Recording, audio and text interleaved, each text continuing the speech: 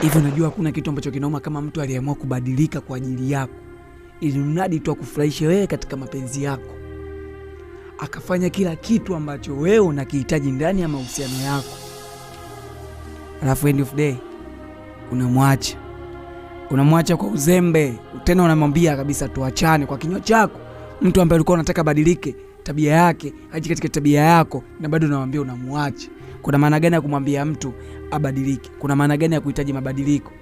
Kama unipendi na kama unitarajii kabisa kuwa na mimi katika mahusiano yako, usije ukaniambia nibadilike. Kama unitamani, usiniambie nibadilike. Inawezekana tabia yangu kuna wengine wanaipenda afu nimeshindwa kuizingatia kabisa. Wanangu, kutangulia kufika mjini au kuwa mjini mapema, yani ufike miaka 10 iliyopita, au mtu aliyefika jana anaweza akakuzidi mafanikio. Unajua kwa nini? So yani ujanja au kuwahi kufika mjini hakuhusiani na mafanikio. Yani usikae kwa jidanganya. Baki kuna wana naona wanawazalisha. Kuna mwingine mimi leo anatumia message, "Oya mwanangu, mimi nimetangulia kufika mjini kuliko wewe." Sasa umetangulia kufika mjini kuliko mimi, una nini? Una kipi? Una kitu gani? Kuwahi kutangulia kufika mjini sio ujanja wala sio mafanikio. Msikae mkajanganyana. Mtu anaweza akaja kesho, yani wewe umekuja miaka 10 iliyopita, lakini mtu akaja akaotea chaka ndani ya mwezi mmoja akakuzidi kila kitu, na ndani ya miaka 10 ukamtafuta na usimpati. Si mnanielewa vizuri? Kuzaliwa mjini au kuwahi kufika mjini kusikuchanganye. Mtu anaweza kawa yuko kijijini na kawa mjanja kuliko wewe mwanangu. Au sio? Meisha.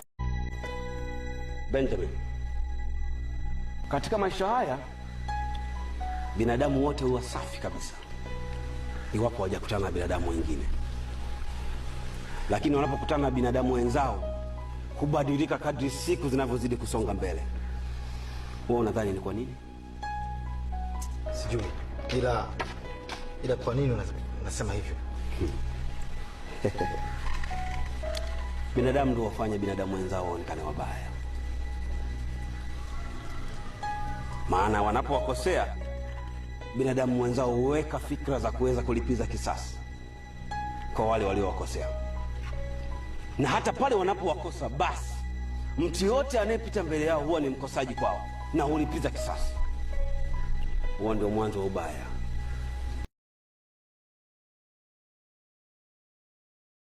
Kwani watu wengi hatuelewi kwamba tunaishi katika ulimwengu wa waliopotea.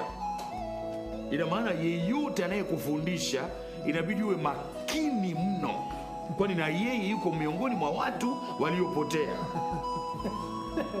Sometimes it doesn't make sense. Unaona kabisa huyu mtu aelewi anachosema, lakini watu wengi wanamfuata. Wanamsikiliza alafu wanamfuata. Why? Kwa sababu mfumo wa dunia hii, ukiwa na kweli uwezo kufuatwa kiurahisi. Ukiwa mwongo unakubalika. Hakuna kitu kizuri kama kukua na kutambua ya kwamba sio kila mtu anatakiwa kuendelea na wewe katika safari yako ya maisha. Kuna watu ambao wanatakiwa kuwepo kwa muda, na kuna watu wanatakiwa kuwepo kwa mafunzo, na kuna watu wanatakiwa kuwepo kwa for life. Hata ndugu.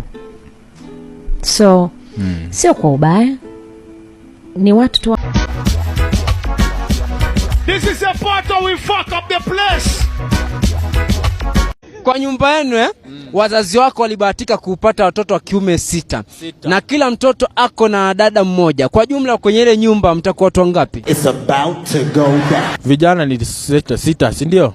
Pamoja na mimi 6, si ndio? Na wasichana 6. Siko 12. No. Nimepata? I said no.